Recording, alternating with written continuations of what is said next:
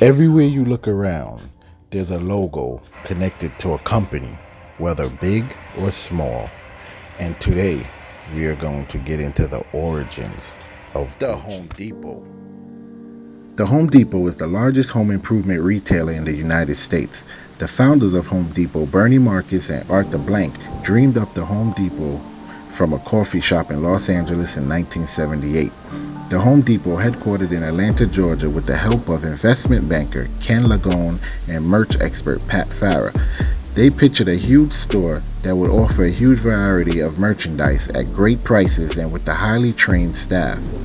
Employees would not only be able to sell products, but would also be able to walk customers through every skill level they may have in home improvement. With help from investment banker Ken Langone and merchandise guru Pat Farrah, Marcus and Blank opened the first 2 Home Depot stores in Atlanta the following year. The 60,000 square foot warehouses dwarfed the competition with more items than any other hardware store.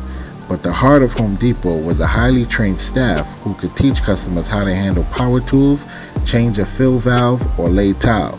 It wasn't enough to sell or even tell. Associates also had to be able to show.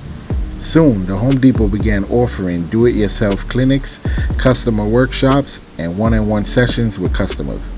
In order to create a warehouse look and give customers the impression that its stores were stocked to the top with home improvement merchandise, empty product boxes were strategically placed on high shelves in the earliest Home Depot stores. When the first store opened, Home Depot co-founder Bernie Marcus says he spent the first few months stationed in the parking lot conducting informal customer surveys, asking folks leaving the store without shopping bags why they didn't make a purchase. Of the people who offered feedback, Marcus remembers many pointed out how the store didn't carry the items they were seeking. Marcus and company remedied the situation by buying the products in question from their competitors, repricing them at their price, and then delivering them directly to the customers. On September 22, 1981, the Home Depot went public on the NASDAQ and raised $4.93 million. The Home Depot joined the New York Stock Exchange on April 19, 1984. They also began to branch out of Georgia to Florida in 1981, with stores opening in Hollywood and Fort Lauderdale. By 1984, the Home Depot was opening 19 stores with sales over $256 million. When they entered the Dallas market on October 31, 1984, they purchased Bowater Home Center for $40 million. The increased expansion of the Home Depot in the mid-1980s created financial difficulties, with earnings falling at 42% and debt rising to $200 million. To deal with their finances, they opened fewer stores in 1986 and had stock offerings at $17 per share that helped the Home Depot to restructure its debts. In 1989, sales increased over 38%, surpassing Lowe's to become the largest home improvement store in the United States. In the 1990s, they started selling windows and carpets, which was also a success. Home Depot ended up acquiring the Canadian hardware chain Aikenhead's Hardware in 1994 for $150 million with a 75% share. All of the Aikenhead hardware stores were later converted to the Home Depot stores.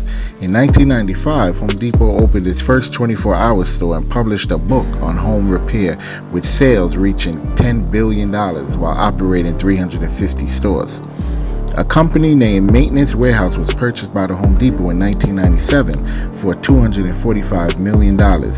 Maintenance Warehouse was purchased because it was able to reach customers out of reach by the Home Depot.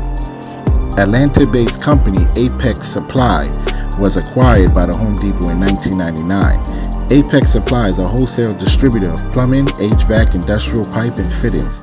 Apex Supply and Maintenance Warehouse were rebranded in 2004 as the Home Depot Supply. Former General Electric executive Robert Nadelli became CEO and president of the Home Depot in the year 2000. Your other warehouse, a large plumbing distributor with a focus on special order fulfillment, was acquired by the Home Depot in 2001. In 2002, the Home Depot entered the Mexican market with the acquisition of the home improvement chain Del Norte. In 2004, Home Depot employees at a suburban Detroit store in Harper Woods, Michigan, rejected a bid to be represented by a labor union, voting 115 to 42 against the United Food and Commercial Workers. If the union had won, the Michigan store would have been the first Home Depot to have union representation. From 2005 to 2009, the Home Depot got into online home furnishings and lighting, took over a huge supply, the largest home retailer in the United States for $3.2 billion, and by 2009 they had $71 billion and down $20 billion from the previous 2 years due to failing revenue. From 2009 to 2012, to make up for lost revenue, Home Depot had a lot of layoffs and closed some large stores in China. In 2014, the company had a data breach where many customers had their information stolen through the credit card system Home Depot was using. After the problem was fixed, Home Depot offered anyone affected by the breach free credit monitoring service for a year. From 2015 to 2017, Home Depot continued taking over more stores and having a greater online presence. Home Depot has a mascot named Homer Depot since 1981, when he was first used in advertisement. The Homer Fund, a for-associate charity, is named after the mascot, who since its creation has been a part of Home Depot culture ever since. This includes signage, advertising, awards, and even a life-size costume for stores to rent out. The company color is a bright orange on signs, equipment, and employee aprons. The Home Depot announced a new slogan, "How Doers Get More Done," on December 5, 2019, replacing the previous slogan, "More Saving, More Doing," which was introduced in 2009, replacing "You Can Do It, We Can Help," which had been used since 2003. Other slogans used in the past 25 years include the Home Depot, "Low prices are just the beginning," in the early 1990s, and "When you're at the Home Depot, you'll feel right at home," in the late 1990s, and the Home Depot, "First in Home Improvement," from 1999 to 2003. Currently, the Home Depot has over 90 distribution centers throughout the United States to serve over 2,000 Home Depot stores.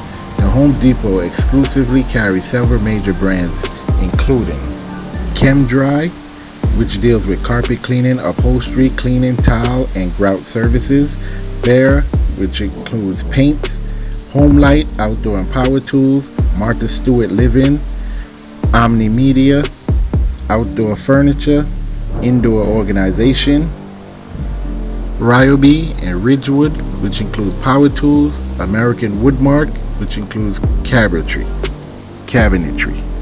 Thomasville Furniture Industries, which include cabinetry. Additionally, the retailer has its own house brands, which includes Husky, that deals with tools; Workforce, deals with tools, shelving, storage cabinets, extension cords, work lights, tarps, paintbrushes; HDX, Hampton Bay, which deals with ceiling fans, lighting fixtures, outdoor furniture; Glacier Bay, which deals with kitchen sinks, faucets, etc.; Commercial Electric, Home Decorators Collection. Home Depot also created the Home Depot Foundation in 2002. Since then, it has contributed over $200 million in time, labor, money, and supplies to a number of causes, including Habitat for Humanity, which myself was fortunate enough to benefit from; also the California-based City of Hope National Medical Center and Playground Construction Organization, Kaboom. Also, any military veterans get a 10% discount when shopping, and they do volunteer work that benefits veterans and also provide grants to veteran-based organizations. In March 2018, the company donated $50 million to train 20,000 people as construction workers over the next decade. The Home Builders Institute will use the money to train veterans and U.S. Army soldiers, high school students, and disadvantaged youth. The financial support from Home Depot was to help address the needs of the shortage of construction workers. Home Depot has since worked with environmental groups to create a number of green programs. For example, Home Depot planted thousands of trees at its headquarters in Atlanta to offset carbon emissions. In 2007, the Home Depot Foundation committed to investing $100 million over the next decade to build over 100,000 green affordable houses and plant 3 million trees. In February 2002, co-founder Arthur Blank purchased the Atlanta Falcons football team. The Home Depot backyard occupies the site of the former Georgia Dome and serves as parking and tailgating space during Falcons and Atlanta United home games and public use green space during non-event days. They also sponsor athletes and NASCAR racing. 73% of the Home Depot's campaign contributions went to Republican candidates in the 2005 to 2006 U.S. elections. The Home Depot is in many countries around the world. In July 2005, a former employee, Michael Davis, represented by attorney Mark D. Schwartz, filed a whistleblower lawsuit against the Home Depot, alleging that his discharge was in retaliation for refusing to make unwarranted back charges against vendors.